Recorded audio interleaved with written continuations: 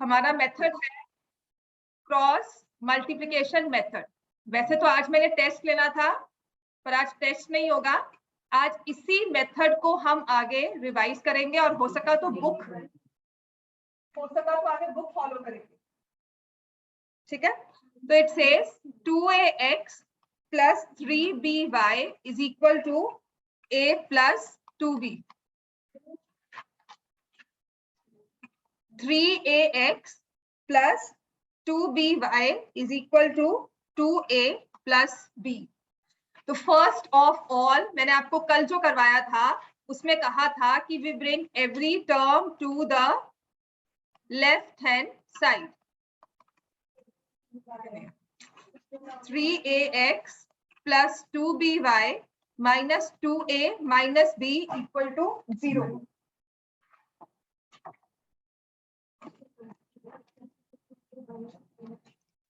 Clear हो गया? To solve linear equations using cross multiplication method।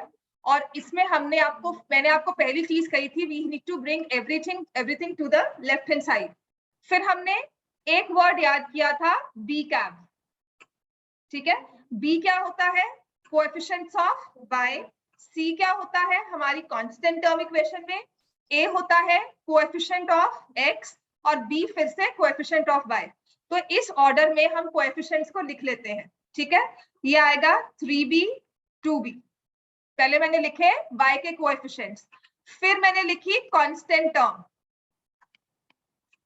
फिर मैंने लिखे x के कोएफिशिएंट्स और फिर से लिखे y के कोएफिशिएंट्स। तो वो आ गया b c a b। क्योंकि हमारी इक्वेशन जो आपने 9th में पढ़ी होगी वो हमेशा इस फॉर्म में होती थी। a होता था x का कोएफिशिएंट, b होता था y का कोएफिशिएंट और c होता था कांस्टेंट। ठीक है, इतना मैंने आपको कल करवाया था। इसके बाद आपको कहा था यहाँ x y और 1 लिखना है। ठीक है, केशव लिख लो फटाफट इसको, आज समझ नहीं आएगा तुम्हें। ठीक है,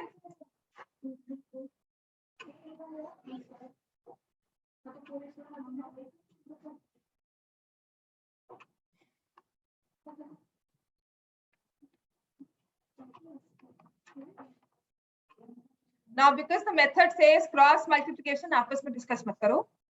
now the method says cross multiplication, तो हम क्रॉस बनाकर मल्टीप्लाई करेंगे।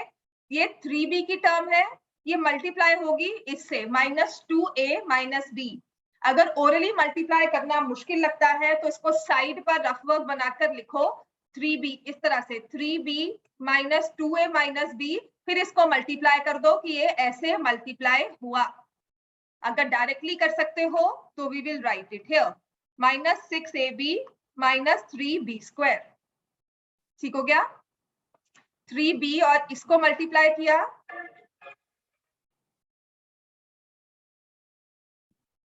-6ab minus 3b स्क्वायर, और फिर जो दूसरा टर्म मल्टीप्लाई हुआ वो यहां से 2b और -2ab।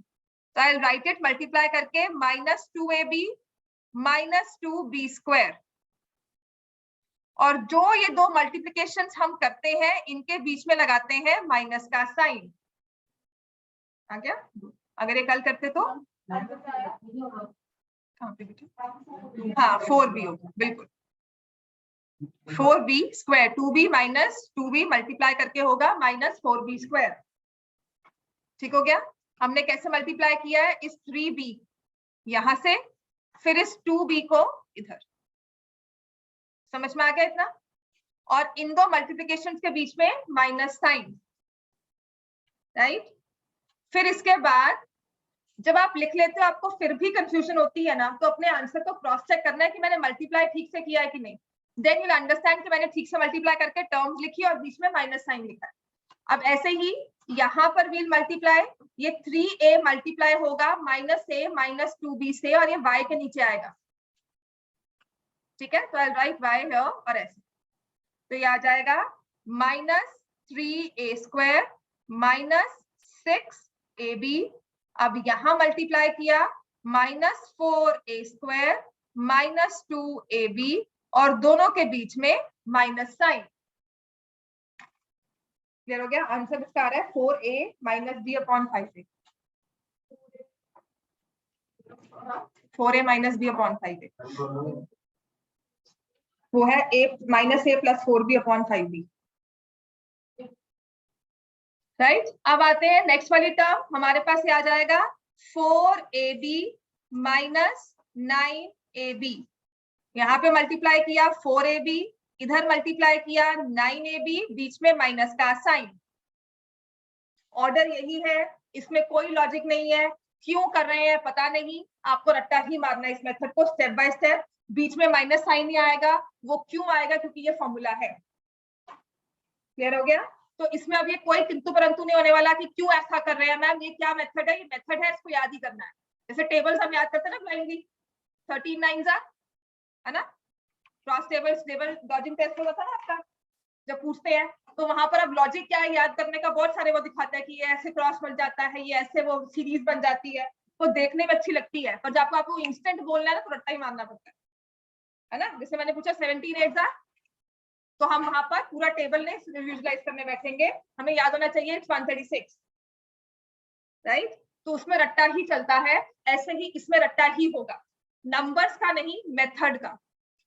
ये नहीं कि मैंने कहा यहाँ जी मल्टीप्लाई वो 2ax था, वो 2ax ही लिखना है, वो टर्म आपको वो मेमोराइज नहीं करना, आपको मेथड को मेमोराइज करना है। Understand the technique and that technique is to be followed with every step, with every question जो हम इस मेथड से करते हैं। पहले हम लिखते हैं एक y के कोएफिशिएंट्स को, उसका एक कॉलम बनाते हैं, फिर कांस्टेंट टर्म्स को, उसका कॉलम बनाते हैं, फिर हमारी x के कोएफिशिएंट्स को, उसका कॉलम, और फिर हमारे y के कोएफिशिएंट्स, जिसको हमने एक रूल का नेम दे दिया बी कैप, जो वर्ड याद करना आपको इजी रहेगा और इसका मतलब क्या है वो भी समझ में आ गया। अब क्योंकि मेथड था क्रॉस मल्टीप्लिकेशन, तो हम क्रॉस में मल्टीप्लाई करेंगे, ऊपर से नीचे आते हो तो एज इट इज, नीचे से ऊपर जाओगे मतलब पहले हम इस चीज को लिखेंगे फिर इस चीज को, राइट, और उन दोनों टर्म्स के बीच में लगाएंगे माइनस साइन। अब इसको सॉल्व करेंगे, x upon minus 6ab minus 3b square plus 2ab plus 4b square, is it fine? y upon minus 3a square minus 6ab plus 4a square plus 2ab,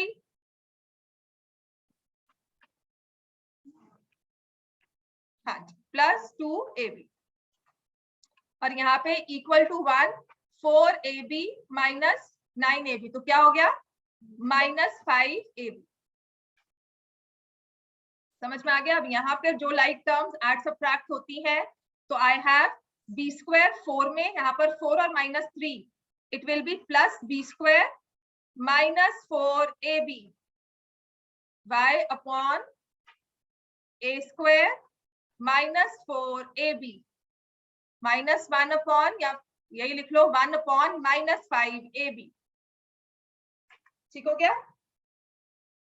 now it's fine. कहाँ पे? Plus आया,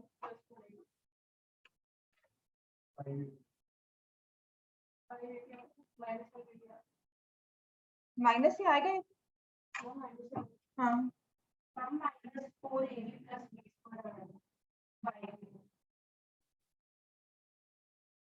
बेटा यहाँ b square आया तो यहाँ a square ही आएगा, तो minus 4ab plus a square is same as a square minus 4ab, पर होगा a स्क्वायर ही। अब आप उसको ऐसे लिखो या ये लिखो, बात एक ही है ना, उसमें कोई फर्क नहीं है ना, वो ऑर्डर इंपॉर्टेंट नहीं होता, बस साइंस का ध्यान रखना है। और यहाँ पर अगर b आ चुका है ना तो यहाँ पर a ही आएगा, ठीक है ना। और वो भी आप चेक कर सकते हो मल्टीप्लिकेशन में, अगर मेरा गलत है तो मैं भी चेक कर लेती हूँ दोबारा से, वो ऑर्डर में डिपेंड होता है, हाँ वो तो फर्क है देख, ठीक है। Sometimes what happens is we वो इंटरनलाइज किया होता है कि माइनस की टर्म पहले नहीं लिखनी, रीडिंग कोएफिशिएंट को माइनस नहीं करना, है ना। तो ये माइनस 4 भी मैंने बाद में लिख लिया, यहाँ प्लस a स्क्वायर पहले आ गया। जो टर्म पॉजिटिव होती है ना, मेरा इंटरनलाइज सिस्टम होता है कि उसको पहले लिख लो, राइट, तो उसको पहले लिख लिया, माइनस 4ab कर दिया, ठीक है। अब हम क्या करेंगे, आपने ये वाला x का टर्म और जिसमें x y कुछ भी नहीं है, दोनों में से कोई नहीं है, उन दोनों को इक्वेट करना होता है, ठीक है ना। तो x upon b square minus 4ab is equal to 1 upon minus 5ab। इतना क्लियर हो गया हमें? डीएवी स्कूल तो नहीं शुरू हुआ, क्लासेस नहीं शुरू की 10th की, तो क्या बुला रहे हैं 10th को? नहीं, मेरी किसी से बात हुई थी, वो कहते बाकी स्कूल को बुलाया हुआ है, छोटे बच्चों को नहीं बुला रहे। तो बी कॉमन लिया, -5ab, बी कैंसिल आउट हो गया, वो तो बाद में ले लो। b -4a -5a, what happens is, किसी को समझ में आता है, किसी को समझ में नहीं आता, तो मैं स्टेप बाय स्टेप चलती हूँ। मैंने जैसे कॉमन ले लिया -b, वो तो कह रही हूँ ना, किसी को समझ में आता है, किसी को नहीं समझ में आता, तो ये हम -b है, जब ऊपर लेके जाएंगे तो साइन चेंज हो जाएंगे। ठीक है, तो ये स्टेप बाय स्टेप ही चलना होता है। आपको जैसे कैलकुलेशंस है, देखो ये सारी अब हमारी कैलकुलेशंस है, इसमें कुछ नहीं है कि ऐसे क्यों किया वैसे क्यों किया, वो सब हमारी अंडरस्टैंडिंग है कि हम कैसे प्लस माइनस करते हैं, लाइक टर्म्स को किस ऑर्डर में लिखते हैं, माइनस साइन के साथ कैसे डील करते हैं, वो हमारी अपनी अंडरस्टैंडिंग होती है, उसमें कोई किंतु परंतु नहीं होता है ना, कि जिसने मैंने यहाँ पे माइनस भी कॉमन लिया वो भी ठीक है, मैंने क्यों नहीं लिया, because I wanted to explain कि now this minus will go up, right, और फिर साइन चेंज करके ये आ जाएगा 4a -b, तो आपकी x की वैल्यू आ गई 4a -b अपॉन 5a। ऐसे ही अब मैं ये रब कर रही हूँ, सपोजिटली सोचकर कि सबने लिख लिया होगा, है ना।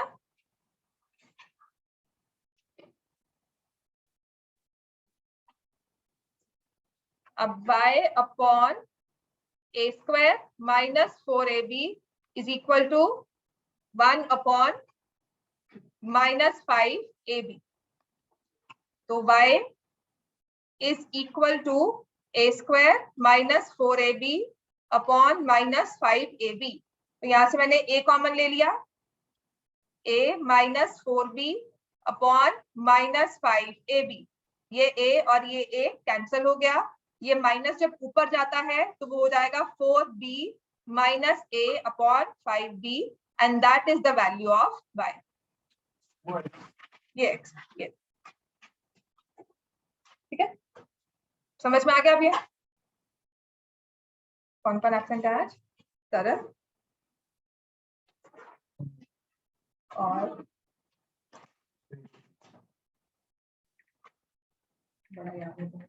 श्रेष्ठ को तुम जानते हो?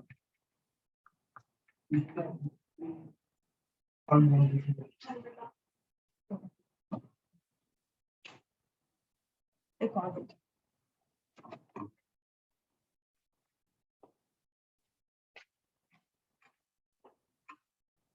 Ambika,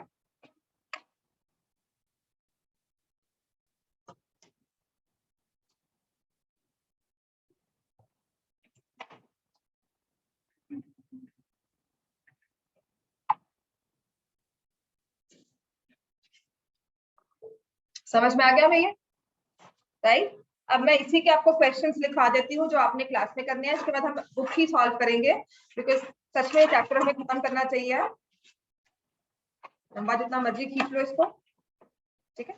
So I'll give you now this question, ये भी थोड़ा अजीब सा ही है, ठीक है। तो ये है ax plus by is equal to a²। अब ऐसे वाले क्वेश्चन आपको मैं क्रॉस मल्टीप्लिकेशन से करवाऊंगी, तो ना तो क्वेश्चन इजी है और ना ही मेथड, ठीक है। क्रॉस मल्टीप्लिकेशन बदनाम इसीलिए है क्योंकि ऐसे वाले क्वेश्चन है सब उसके तरफ डाल देते हैं कि तुम ही करो, इससे ही करो, राइट। तो इस चीज में सिर्फ एक टेक्निक है, ऐसा कुछ नहीं है कि यही मेथड करना है, या मतलब ये मेथड मुश्किल है, इसमें बस एक ऑर्डर है कि वो फॉलो करते रहो, आपका क्वेश्चन हो जाएगा। तो फर्स्ट थिंग हमें क्या करनी होती है इसमें, ax हाँ -a² इक्वल टू 0,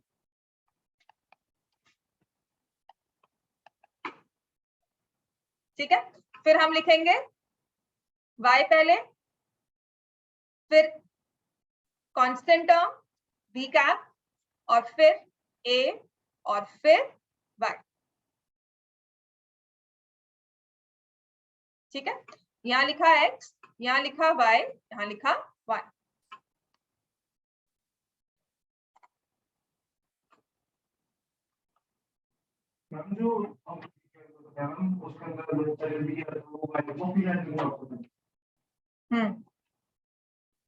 नहीं वो तो सिर्फ आपको समझा रही हूँ ना मैं, ये तो मेथड आपके अपने दिमाग में होना चाहिए, इसको लिखते नहीं है। तो मैम ये बीच में आपने ऊपर एक्स लिख दिया नहीं वो एक्स ऑर्डर क्या होता है, यहाँ पर पहले तो एक्स ही लिखते हैं, लेकिन इसके कॉन्स्टेंट्स में पहले क्या लिखते हैं, मतलब इसके हमारे नंबर्स में क्या लिखेंगे, पहले कॉलम बनाएंगे y के उसका, y के कोएफिशिएंट्स का, फिर कांस्टेंट टर्म का, फिर x के कोएफिशिएंट्स का, और फिर y के कोएफिशिएंट्स का। बस इन दोनों के बीच में जो हमारा फर्स्ट कॉलम है उसके बीच में लिखेंगे, ठीक है। ये बस मैंने कहा ना टेक्निक है, इसका लॉजिक कुछ नहीं है। आप मुझे कहोगे ना मैम समझा दो क्यों आया है, तो मैं नहीं समझा पाऊंगी, क्योंकि ये थोड़ा सा हायर मेथड है जो आपको करना होगा, उसके बाद समझ में आएगा, ठीक है। हमने क्रॉस में मल्टीप्लाई किया, माइनस बी क्यूब माइनस ए क्यूब, दोनों के बीच में माइनस साइन।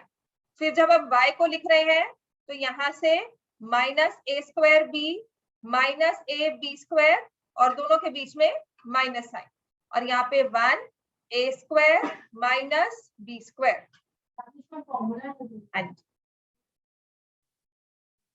ठीक है, तो अब हम थोड़ी सी 9th भी याद करेंगे। अभी पॉलिनोमियल्स का टेस्ट देकर ही आए हो, ताजा ताजा टेस्ट दिया है ना, अब तो याद होंगे फॉर्मूलाज की नहीं? क्यों? अच्छा,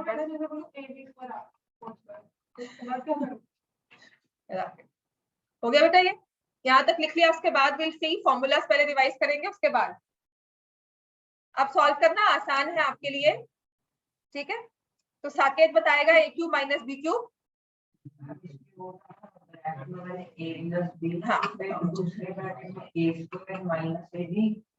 साकेत कौन है?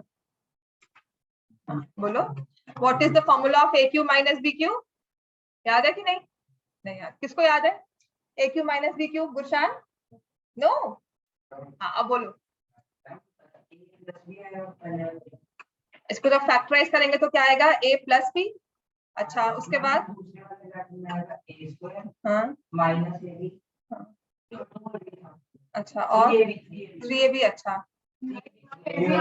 अच्छा हाँ, और बोलो प्लस बी स्क्वायर। अच्छा, हाँ जी, किसी ने कोई इसमें कोई चेंजेस करनी है?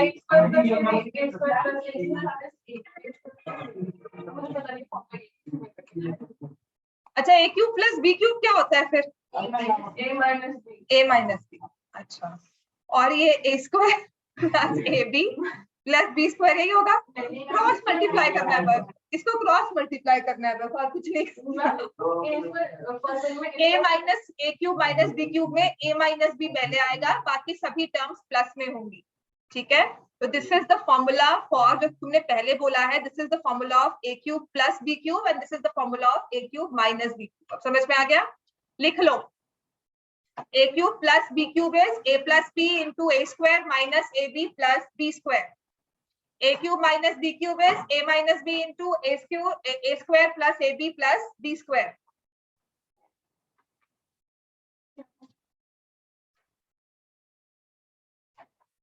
और a square minus b square क्या होता है? हाँ, चलो,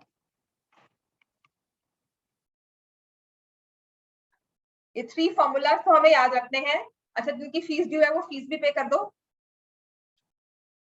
मैं ग्रुप में मैसेज भी डाल दूंगी, ठीक है। क्या फीस है? हाँ, डाल दो, हाँ वो भी मैं डाल देती हूँ, फोन नंबर लेके भेजिए।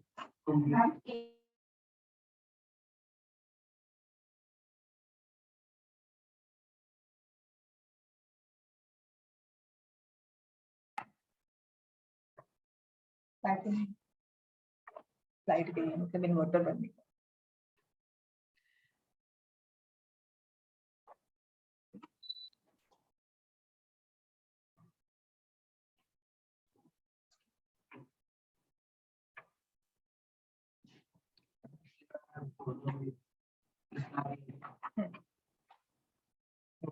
हो गया, फॉर्मूलाज लिख लिया ना हमने।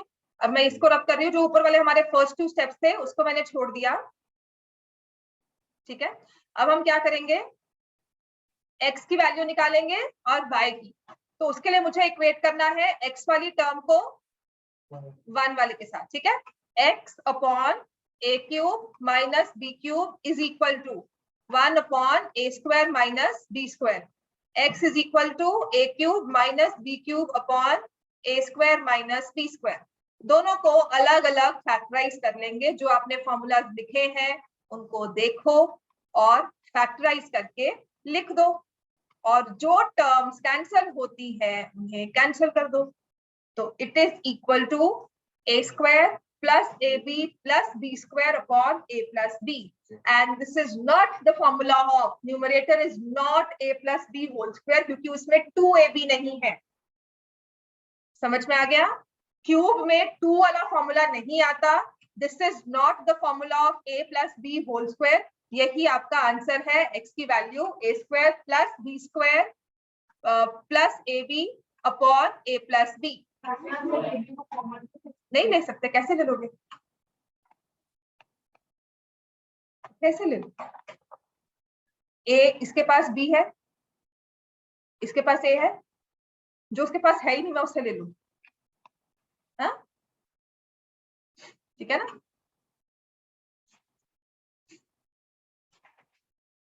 समझ में आ गया?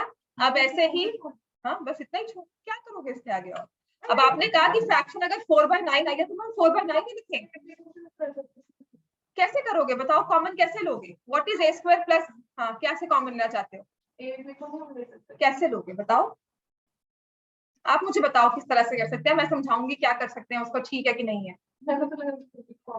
ए बी को कॉमन ले लो, इसके पास ए नहीं है। ए बी को कॉमन लेने का मतलब है आप इससे भी डिवाइड कर रहे हो, हर एक टर्म को ए बी से डिवाइड कर, ठीक है? जिस भी टर्म को आप कॉमन लेते हो इसका मतलब आप उस टर्म से डिवाइड कर रहे हो जिस नंबर को आपने कॉमन लिया। For example if I have 6, 9, 10 और 13, मैं कह रही हूँ मैं 3 कॉमन लेना चाहती हूँ, तो ले लो 3 कॉमन। 3 कॉमन लोगे तो इसका मतलब है आप हर एक टर्म को 3 से डिवाइड कर रहे हो। कॉमन लेने का मतलब है हम क्वेश्चन को सिंप्लीफाई कर रहे हैं, हम अपने आंसर को सिंप्लीफाई करना चाहते हैं, ठीक है? जब हमारा आंसर सिंप्लीफाई नहीं होगा, जब हमारा आंसर सिंप्लीफाई नहीं होगा तो हम कैसे सॉल्व कर पाएंगे? चलो अब लिखो, y लिखो, आपके पास अपने नोटबुक्स है ना? बी स्क्वायर भी नहीं दे सकते ना सेकंड वाले में भी, हाँ y में बता दो। चलो लिखो, हाँ जी जाना है, जाओ। अब मैं इसमें y को लूंगी, y के पास आपकी टर्म क्या थी? y था, लिखो आप देख पा रहे हो ना, A B square minus A square B is equal to 1 upon a square minus b square. All of you must have written in your notebooks y की टर्म लिखी हुई है ना? केशव देखो, है ना? ab square minus a square b is equal to 1 upon a square minus b square. ab square और a square b में कॉमन क्या है? आप देखो कि दोनों टर्म्स में ab square a square b, ab है और b भी कॉमन, दोनों कॉमन क्या है उनमें? ab। तो y अपॉन, अगर मैंने ए बी कॉमन ले लिया, पहले में क्या आएगा? b माइनस ए, बेटा ए भी चला गया, बी स्क्वायर में से b भी चला गया, तो हमारे पास रह गया b। ऐसे ही सेकंड में a स्क्वायर b है ना? a भी चला गया, b भी चला गया, रह गया a इज इक्वल टू, कुछ नहीं है, इलेक्ट्रिसिटी फॉल्ट चल रहा है इस वजह से थोड़ा सा आज फ्लक्चुएट हो रहा है। इन्वर्टर बंद किया होगा कुछ नहीं, तो ये कुछ इन्वर्टर के साथ कनेक्टेड है।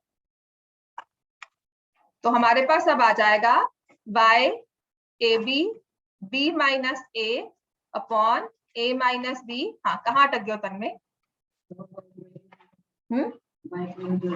y की वैल्यू क्या आई है तुम्हारी? नहीं क्या, कहाँ तक लिखा है आपने? हाँ is equal to 1 upon A square minus B square. A B square minus A square B में कॉमन क्या लिया? देखो क्या लिखो कॉमन? कौन सा? वो तो बेटा y के ऐसे जाएगा डिनोमिनेटर में ही ना।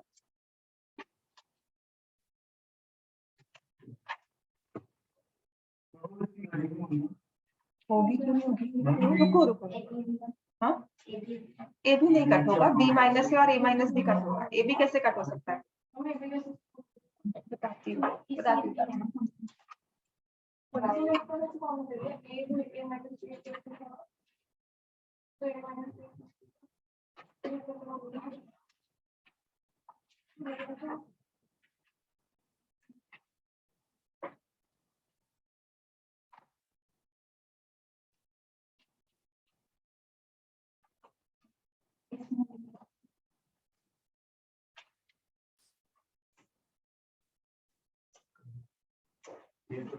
हाँ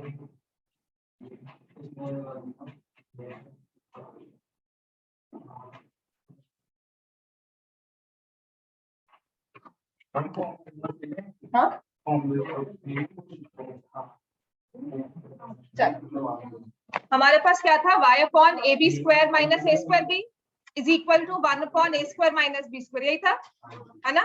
फिर मैंने ए बी कॉमन लिया, यहाँ से ए बी कॉमन लेने के बाद क्या आ गया, बी माइनस ए।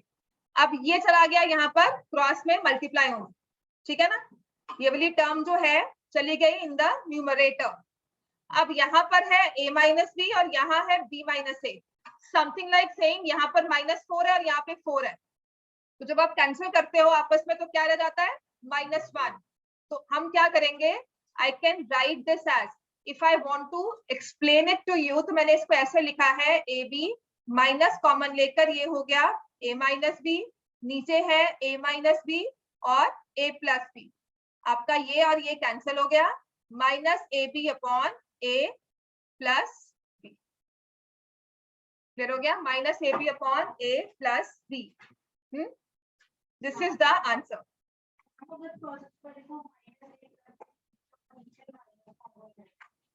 बात तो एक ही है, जैसे मर्जी ले लो, माइनस तो रहना ही है ना, कैसे कटेंगे, तुमने इसे लिखा माइनस ए प्लस बी, तुम नीचे माइनस कॉमन लिख के ले रही हो, माइनस ए प्लस बी, अब तुम्हारी ये टर्म कट हुई है, माइनस कहाँ कट हो गया, ठीक है। इंडिविजुअल टर्म्स को आप कट नहीं कर सकते when it is in the, it's a binomial term, तो इंडिविजुअल टर्म्स नहीं डिवाइड होती है, थ्रू आउट कॉमन निकलकर डिवाइड होता है, समझ में आ गया, ठीक है। अभी इतना ही करो, अपनी बुक निकालो side by side, cross multiplication अगर आएगा, इससे मुश्किल वाले क्वेश्चंस जो है अभी फिलहाल यही कर लो, ठीक है, मुश्किल में क्यों जाना, और कि जाना है, हाँ इससे मुश्किल एक और क्वेश्चन मैंने होमवर्क वर्कशीट पे लिखा था, पर फिलहाल के लिए आप उसको छोड़ सकते हो, बाद में प्रैक्टिस कर लेना। अच्छा हाँ, अब आओ बुक पे चलो, मैंने काफी प्रैक्टिस करवा दिया क्रॉस मल्टीप्लिकेशन मेथड, है ना। चलो बुक निकालो, हमने कहा क्या था last,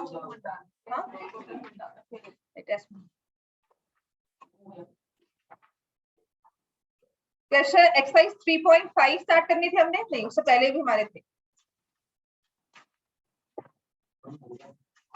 cross multiplication method example होगा ना, पेज नंबर 60 एग्जांपल 14, उसने सारा मेथड ही एक्सप्लेन किया, इससे पहले हमने एक्सरसाइज 3.4 तक किया हुआ है, एक्सरसाइज 3.5 से पहले पेज 60 पर है एग्जांपल 14 स्टेटमेंट प्रॉब्लम, इसको हमें सॉल्व करना है लीनियर इक्वेशंस के साथ, this is application of linear equations, ठीक है। तो नेक्स्ट हमारा क्वेश्चन है अब page number 60 example 14 cross multiplication method, चाहे नया क्वेश्चन करो चाहे इसी क्वेश्चन को 10 बार करो तभी आएगा, आपको वैरायटी चाहिए, आप कहते हो कि एक बार समझ में आ गया मुझे दूसरा करना है सॉल्व, तो आप दूसरा क्वेश्चन ले सकते हो, वरना जो मैं क्वेश्चन क्लास में करवा रही हूँ इसी को अगर रिलीजियसली जाकर घर पे आराम से स्टेप बाय स्टेप सॉल्व करते हो तो मेथड समझ में आ जाएगा, क्योंकि इसकी टेक्निक ही है, इसके स्टेप्स ही है, ऐसा नहीं है कि अभी ये करना है दूसरे मेथड में कुछ और होगा, कोई चेंज नहीं है, स्टेप बाय स्टेप ऐसे ही फॉलो करना है, ठीक हो गया। और उसके बाद आपके फॉर्मूलाज है, कैलकुलेशंस है, आ जाओ, इस पे लिखा है from a bus stand in Mangalore if we buy 2 tickets to Malleshwaram and 3 tickets to Ivanthupuram, the total cost is ₹46, कोई बात नहीं, but if we buy 3 tickets to Malleshwaram and 5 tickets to Ivanthupuram, the total cost is ₹74. Find the fares from bus stand to Malleshwaram and to Yesvantpur, हाँ यशवंतपुर, ठीक है। तो बैंगलोर में जो एक बस स्टैंड है, दो जगह जा सकते हो, या तो मलेश्वरम जाओ या फिर यशवंतपुर जाओ, ठीक है। यहां से किसी ने बाय की है 2 टिकट्स और यहां से बाय की बैंगलोर से ही 3 टिकट्स, और कहते हैं उसका जो फेयर होगा वो होगा ₹46। और दूसरे केस में if we buy 3 tickets and 5 tickets, तो उसका टोटल जो खर्चा आएगा, टोटल मनी स्पेंड होगा, वो होगा 74।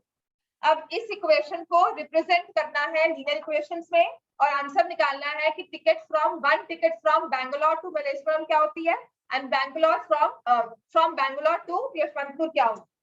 ठीक है, तो हम क्या लेंगे, पहले तो x क्या होगा, x क्या होगा, let the ticket from Bangalore to Malleshwaram, let the cost of ticket from B to M, let the cost of one ticket, तुम्हें किसने कहा तुम्हारी मैथ्स बुरी है, नहीं, let the cost of, हाँ जी,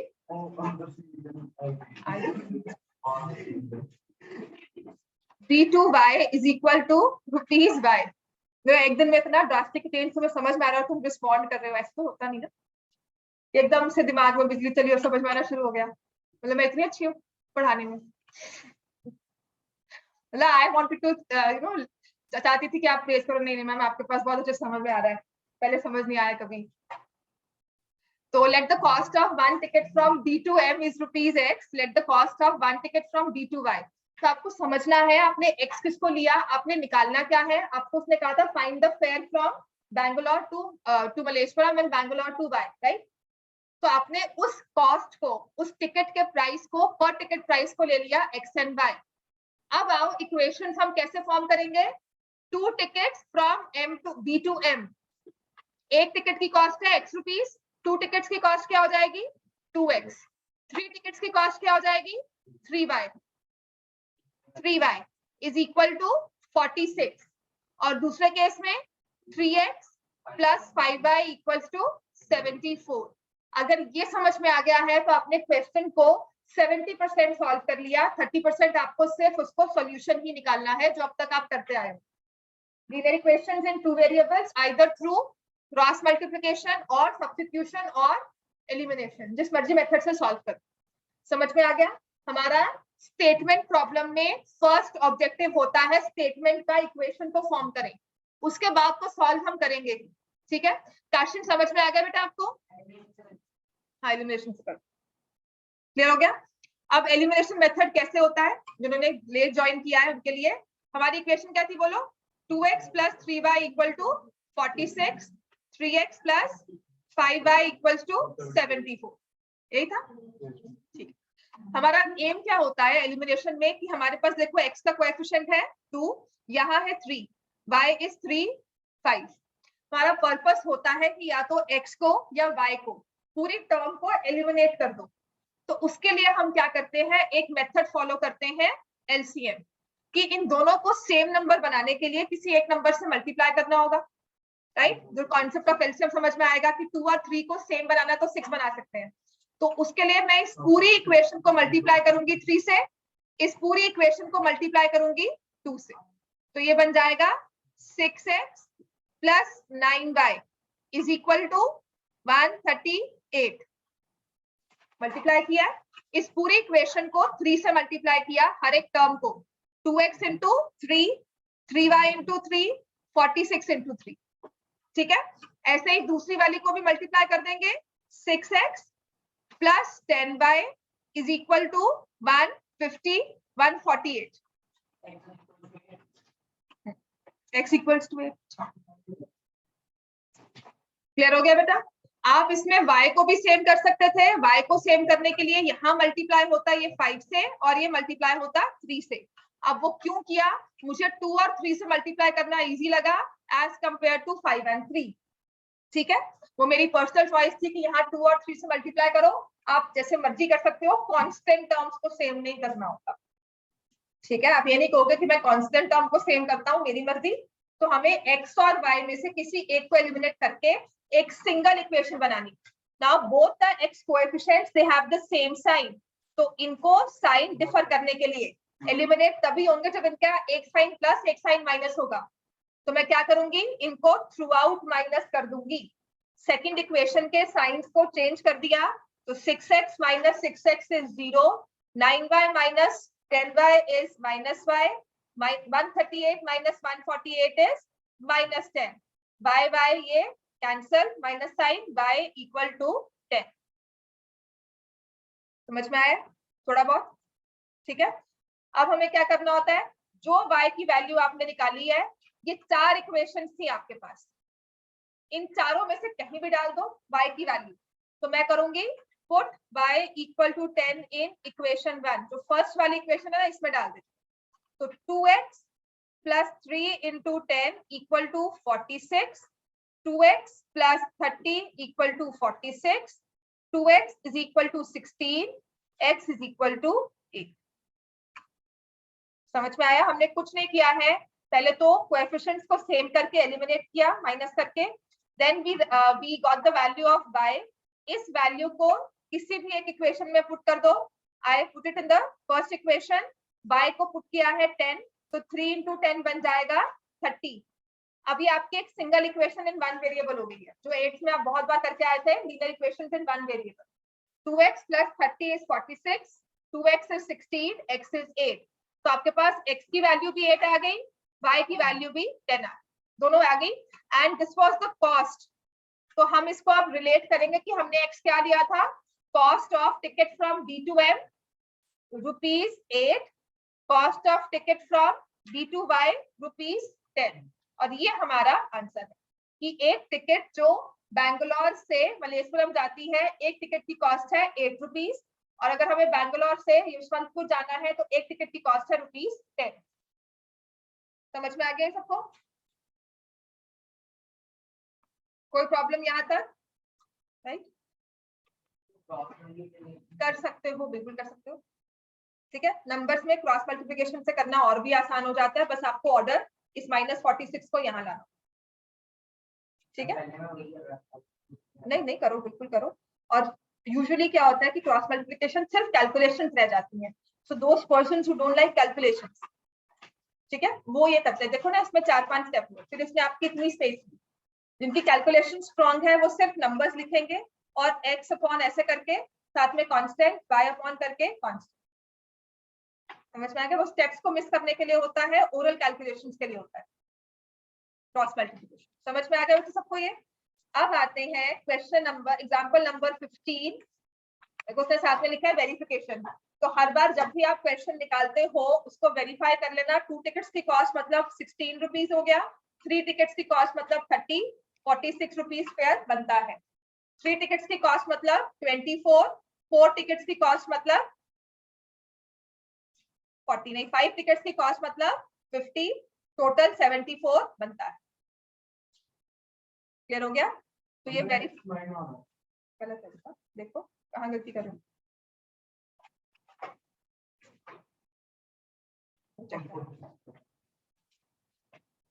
समझ में आ गया बच्चों सबको ये? ठीक है, अब तो राइट, विद प्रैक्टिस ही आएगा। अब हमारे पास नेक्स्ट जो है वो है example 15। This is based on concept of parallel lines, unique solution, right. तो इसमें रिवाइज अगर करेंगे, अगर सॉल्यूशन यूनिक होता है दो इक्वेशंस का, एक सिंगल सॉल्यूशन आएगा तो कंडीशन क्या होती है, बोलो? a1 upon a2 is not equal to b1 upon b2, not equal to c1 upon c2। जिन्होंने लेट ज्वाइन किया है वो लिख सकते हो। And when we have no solution, तो उसको क्या लिखते हैं? हाँ, कुछ नहीं आता हो ना तो ये लिख कर ही आ जाना। And we have third case of infinitely many solutions. इसका मतलब क्या होता है बेटा, वो भी क्लियर हो जाएगा आपको। a1 by a2 is equal to b1 by b2 is equal to c1 by c2। हाँ जी बोलो।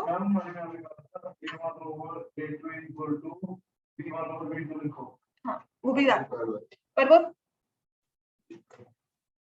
लिखाओ, जरूरी यही चीज होती है। c1 c2 के इक्वल हो जाएगा तो वो इनफाइनाइटली हो जाएगा। दूसरी चीज, जैसे कि अगर ये रेशियो और ये रेशियो भी सेम हो जाए तो कोई फर्क नहीं पड़ता, तो कोई फर्क नहीं है, आपकी मेन ये दो रेशियो सेम नहीं। ठीक है, तो लिखने में तो कहते हैं कि हाँ इतना भी लिखाओ, वो अभी शायद समझना है पर बाद में जरूर समझ में आएगा कि क्यों कहते हैं, राइट। यूनिक सॉल्यूशन का मतलब है ग्राफ क्या बनेगा, इंटरसेक्टिंग लाइंस का, है ना। और ऐसे वाले सिस्टम को हम क्या कहते हैं, क्योंकि आंसर आ गया तो हम क्या बोलते हैं, consistent and independent. No solution में क्या बनती है? Parallel lines. और ग्राफ, हम इक्वेशंस को क्या कहते हैं? सिस्टम को कहते हैं इनकंसिस्टेंट। इनफाइनाइटली में हम क्या कहेंगे? कोइंसिडेंट। कोइंसिडेंट के लिए और वर्ड क्या है? ओवरलैपिंग। पैरेलल कैसे? हाँ, ओवरलैपिंग लाइंस। और सिस्टम को हम क्या बोलते हैं? कंसिस्टेंट। सॉल्यूशन आना चाहिए, एक आता है चाहे बहुत सारे आते हैं, सिस्टम कंसिस्टेंट ही बनेगा। लेकिन यहाँ पर सिस्टम विल बी डिपेंड। और जब सिस्टम में सॉल्यूशन ही नहीं आता तो उसका डिपेंडेंट इंडिपेंडेंट होने का मतलब ही नहीं है, वो क्या है? Inconsistent. So right these 3 words. ये थोड़े वर्ड्स जो हमारे टेक्निकल टर्म्स होती है, इन्हें ऐसे ही याद करना है। ये टेबल बना लो, क्लास में जब भी रिवाइज होगा आपको चाहे दिया हो यूनिक सॉल्यूशन, तो आपको तीनों टर्म साथ में साथ अपने माइंड में रिवाइज करनी है कि इसका मतलब ये हुआ, इसका मतलब ये हुआ। पेपर में आपको वो कंसिस्टेंट भी कह सकता है, पेपर में इंडिपेंडेंट कह सकता है, पेपर में इंटरसेक्टिंग लाइंस कह सकता है। तो आपको समझ में आना चाहिए कि हम बात किसकी कर रहे हैं, राइट? यूनिक सॉल्यूशन याद रहता है, बाकी 3 चीजें उसके साथ में भी हमें याद रखनी, ठीक है? उसकी डिफरेंट इंटरप्रिटेशंस हैं, ग्राफ के अकॉर्डिंगली, पूरे सिस्टम को लेकर उन सबकी इंटरप्रिटेशंस हैं।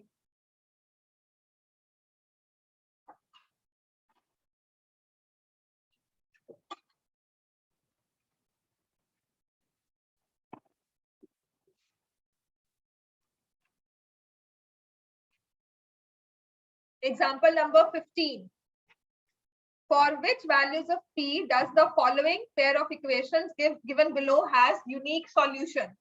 तो हमारे पास इक्वेशंस है 4x plus py plus 8 equal to 0, 2x plus 2y plus 2 equal to 0.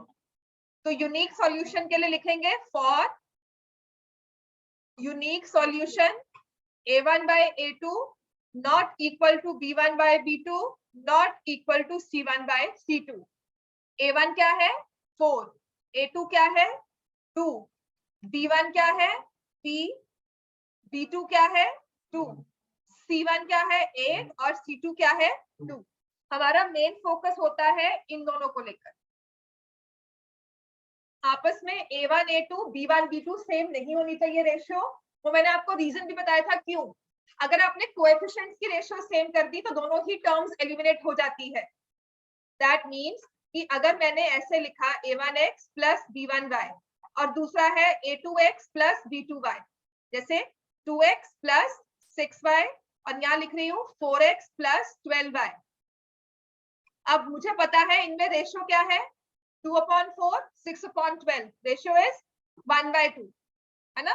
तो जब आपने इसको 2 से मल्टीप्लाई किया इस वाली साइड को, ये क्या बन गया? 4x और ये क्या बन गया? 12x। जब माइनस करने लगोगे ना तो ये भी खत्म, ये भी खत्म, हमारी इक्वेशन में वेरिएबल्स ही खत्म हो गए। समझ में आ गया? दैट इज व्हाई वी से अगर सॉल्यूशन चाहिए तो हमारे जो वेरिएबल्स हैं उनकी रेशियो सेम नहीं होनी चाहिए, राइट? दोनों की सेम रेशियो नहीं चाहिए। मतलब एक अगर डबल हुआ है तो दूसरा 1.5 टाइम्स हो, डबल ना हो, ठीक है? तो यहाँ पर अगर मैं इनको कंपेयर करती हूँ 4/2 is not equal to p/2, ये कैंसिल हो गया 2 and 2, तो p is not equal to 4, ठीक है? इसका मतलब क्या हुआ कि यहाँ पर 4 ना रखो, बाकी कोई भी वैल्यू रख लो, 4.1 रख लो, 3.9 रखो, लेकिन p को 4 मत रखो। आपको यूनिक सॉल्यूशन चाहिए तो p को 4 के अलावा कोई भी वैल्यू रख लो, यूनिक सॉल्यूशन आ जाएगा, चाहे वो फ्रैक्शन में आए, चाहे वो स्क्वायर रूट में आए, कुछ भी आए, लेकिन वो एक सॉल्यूशन आ जाएगा। बट अगर हम उसको 4 रखेंगे तो हमारे लिए वो इनफाइनाइटली और मे बी क्या हमें नहीं पता, पर हमें वो यूनिक सॉल्यूशन नहीं देगा, ठीक है? तो आंसर होगा p is not equal to 4। पद का तो क्रॉस मल्टीप्लाई कर दो, 8 इज इक्वल टू 2p, फिर कैंसिल कर दो, ये 8/2, बात तो वही है। नॉट इक्वल टू का मतलब है कि ये नॉट इक्वल टू चलता जा रहा है। अब p और 2p/2 और 4/2 ये तुम्हारी रेशियो है, ठीक है? नॉट इक्वल टू तो हमारा यूनिक सॉल्यूशन के लिए, तो p जो है इक्वल कब होता है? जब p की वैल्यू यहाँ पे क्या होगी 4, तो p की वैल्यू क्या नहीं होनी चाहिए, ठीक है, बस फिर पेपर तो हो गया ना। चलो example 16, this one is important. इसमें एक चीज जो हमें ध्यान रखनी है, एग्जांपल 16 में एक चीज ध्यान रखनी है जो आपको इनफाइनाइटली मेनी सॉल्यूशन पे हम कॉमन लेकर देखते थे कि इसमें ये है इसमें ये है, तो कॉमन वैल्यू क्या होगी। एग्जांपल नंबर 16, आपकी मैं बैकअप क्लास जो है उसका मैं आपको टाइम इंटीमेट कर दूंगी, मोस्ट प्रोबेबली आफ्टर 2 o'clock ही होगी, इवनिंग टाइम में ही होगी, तो 1.5 घंटा तो होगा minimum, 1.5 hours to 2 hours class होगी, ठीक है।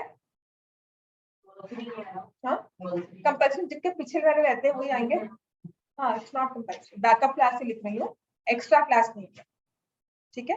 जिसका भी कुछ मिस हुआ है, पिछले टॉपिक्स जो भी क्लासेस मिस हुई है, उसका कल, मतलब अगर आप ये क्लास अटेंड कर लेते हो तो आप कल से मंडे से पैरेलल इस क्लास में आ जाओगे। आपकी एनसीईआरटी थोड़ी बहुत जो रहती है वो मैंने आपको कहा था कि आप वीडियोस देख लेना साथ साथ, वो मैं आपको फिर नेक्स्ट क्लास में समझा भी दूंगी जिसमें डाउट्स आए। समझ में आ गया इतना? कल most of the time most of cover हो जाएगा, टॉपिक वाइज कॉन्सेप्ट कवर हो जाएंगे, प्लस मैं एनसीईआरटी बुक आपको सॉल्व करवाऊंगी, ठीक है। और जो हैंडआउट्स मैं दे चुकी हूँ क्लास में, मैं वो आपको दे दूंगी। क्लियर हो गया इतना? चलो example 16, for what value of k the following pair of linear equations have infinitely many solutions, kx plus 3y minus लिखा k minus 3 equal to 0, 12x plus ky minus k equal to 0। फिर हम लिखते हैं for infinitely many solutions,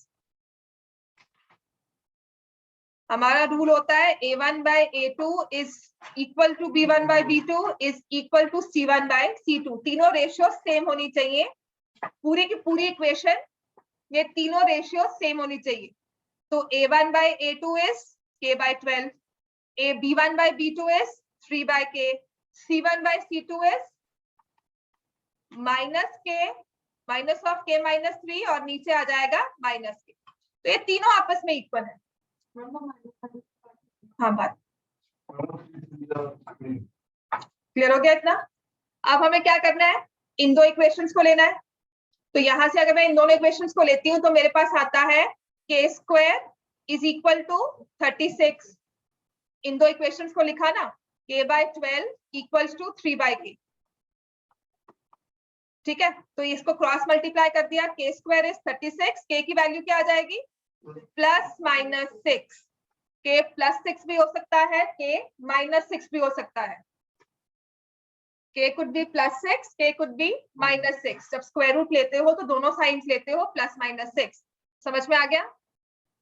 ठीक है, मैंने इन दोनों को लिया, क्रॉस मल्टीप्लाई किया, k square is 36, k is plus minus 6, right. अब दूसरे वाले में आ जाओ, आप इन दोनों को लोगे, मैंने ये 3 upon k is equal to minus k minus 3 minus k, ये माइनस माइनस कैंसल हो गया, ठीक है। अब ये k जो है इट्स नॉट इक्वल टू 0, यहां भी कैंसिल कर सकते हो, आपके पास आ जाएगा 3 is equal to k minus 3, k की वैल्यू क्या आ जाएगी 6। वो भी कर तुमने यहां से ले लिया k स्क्वायर, तुमने लिखा होगा k square minus 6k equal to 0, है ना। क्वाड्रेटिक नहीं किया, वरना मैं कहूंगी k कॉमन ले लो, k माइनस 6, क्वाड्रेटिक नहीं किया हुआ ना। और k इक्वल टू 0 तो वैसे भी नहीं हो सकता, क्योंकि k यहाँ पर डिनोमिनेटर्स में आ रहा है, यहाँ पर आ रहा है, ये y खत्म हो गया, यहाँ पे x खत्म हो गया, इसीलिए। अब हम क्या करेंगे, मैंने तो नहीं कहा क्लास खत्म हो गया, तो k बस एक तो लिख लो, k is equal to plus 6, k is equal to minus 6। पहली वाली ने कहा k को दो वैल्यूज है प्लस 6 माइनस 6, और दूसरी वाली कैलकुलेशंस ने कहा k की वैल्यू है प्लस 6। इसका मतलब प्लस माइनस 6 पर ये दोनों रेशियो सेम होती है, और सिर्फ प्लस 6 पर ये दोनों रेशियो सेम हो जाती है। तो k की वैल्यू क्या होगी 6, क्योंकि वो कॉमन है दोनों को। इफ आई टेक माइनस 6 तो मेरी b1 b2 c1 c2 equal नहीं होती। समझ में आ गया? तो एक कॉमन वैल्यू लेंगे and that will be plus 6 and k is equal to 6 is the answer. हमेशा दो वैल्यूज जब आती है मल्टी, मतलब हर तरह से हम रेशियोस को इक्वेट करेंगे जो वैल्यू आती है उसके हिसाब से विल सी कि कौन सी एक कॉमन वैल्यू तीनों में जो फिट करेंगे और आंसर आएगा। ठीक है, चलो मंडे को आपकी क्लास होगी रेगुलर।